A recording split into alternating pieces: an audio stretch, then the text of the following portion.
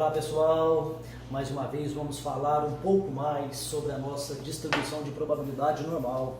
Então a gente comentou em outro vídeo sobre o surgimento, a característica, da onde que surge aquela distribuição normal através do gráfico, aquela curva em formato do sino, lá através das, vamos dizer assim, equiparações, das adaptações em cada ponto médio de colunas de um histograma.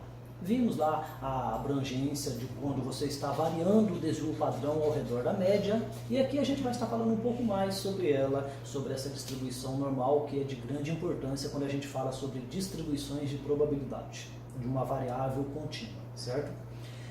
E aqui a gente vai estar comentando sobre a sua respectiva função densidade. Então você percebeu quando você fez a disciplina de estatística e probabilidade lá na distribuição normal. Se você ainda não fez, quando você for fazer, você vai perceber que a gente vai usar uma padronização, a gente vai usar uma tabela para poder calcular valores de área daquela respectiva curva, em que essa área significará para a gente probabilidade, certo? Por quê, professor? Por que a gente vai usar essa tabela? A gente viu, ou você vai perceber no curso de licenciatura em matemática, uma possibilidade de você fazer o cálculo dessa área através de limites, mais propriamente dizendo, através de integrais. Só que essa função densidade, essa função que caracteriza a curva da distribuição normal, ela não é possível de ser calculado a sua integral manualmente. Você precisa de um recurso computacional. Então a gente tem já padronizado tabelas de distribuição, em que nessas tabelas constam já os valores de áreas que para a gente vai significar a probabilidade.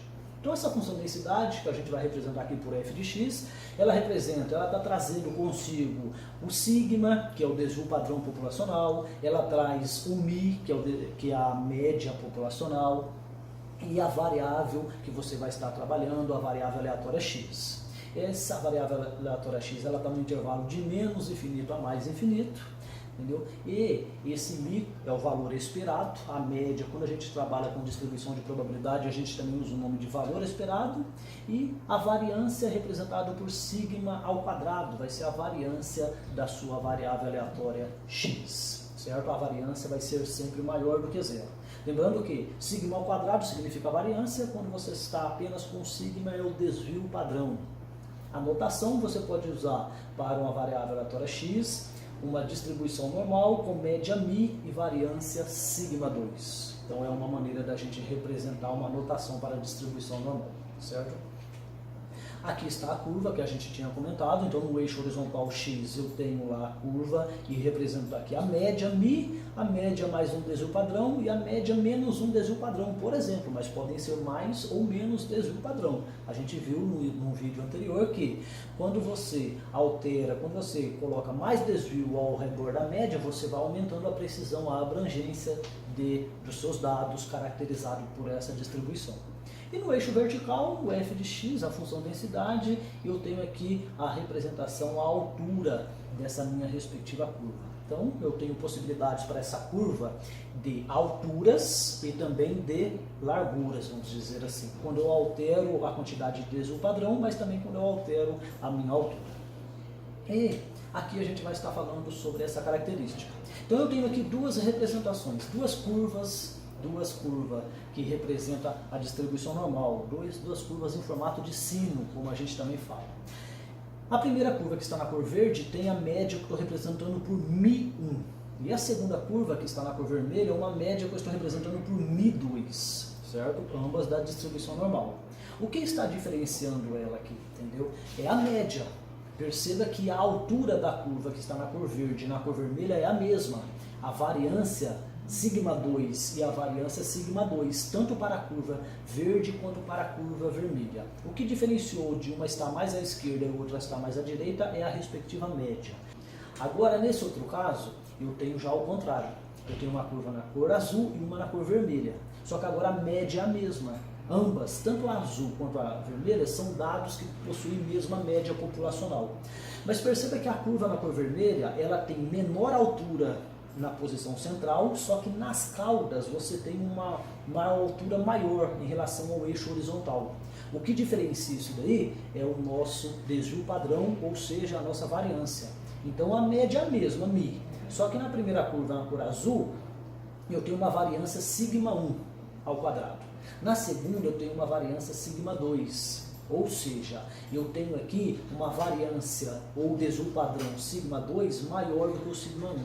Então, quando você altera o valor da variância, ou quando você tem o valor da variância por consequência do desvio padrão alterado, você mexe, você consegue alterar a altura da sua curva. E também, por consequência, onde tem uma maior, vamos dizer assim, importância para a gente, é nas caudas, entendeu? A distribuição normal, quando você tem, vamos dizer assim, uma variância maior, as caudas vamos dizer assim, ter uma altura, vai ter uma largura, uma espessura, uma diferença entre a cauda e o eixo horizontal, por exemplo, mais, vamos dizer, avantajado. Por isso daí, quando a gente está trabalhando também, existem situações quando você não conhece desvio padrão populacional ou quando o tamanho da amostra possui quantidades pequenas, a gente às vezes até troca aquela tabela Z que a gente usa na padronização da distribuição normal por uma tabela T de Student, por exemplo, porque você tem diferenças no tamanho da amostra, por consequência, quando eu conheço ou não variâncias, por consequência, desvio padrão populacional. Então quer dizer, professor, que quando eu tenho variâncias diferentes, eu tenho, vamos dizer assim, alturas da minha distribuição, da minha curva diferentes? Tem. Aqui, por exemplo, o desvio padrão 2 é maior que o desvio padrão 1, por isso que na curva vermelha você tem uma menor altura no centro, mas a cauda já tem uma maior altura, já tem uma largura maior na sua respectiva cauda. Então você consegue alterar, você tem diferenças na representação da sua distribuição normal, na sua curva, quando você tem variâncias diferentes. Aí é que você vai estar alterando a largura da sua respectiva curva em relação ao eixo horizontal, certo? Quando as médias são diferentes, ela só altera para a direita e a esquerda. Você não tem, para a média, diretamente falando, diferenças na sua respectiva curva em relação ao eixo horizontal, certo? Então, obrigado pela sua atenção. Mais um vídeo aí sobre essa distribuição de extrema importância que a gente tem aí nos nossos estudos. Um abraço.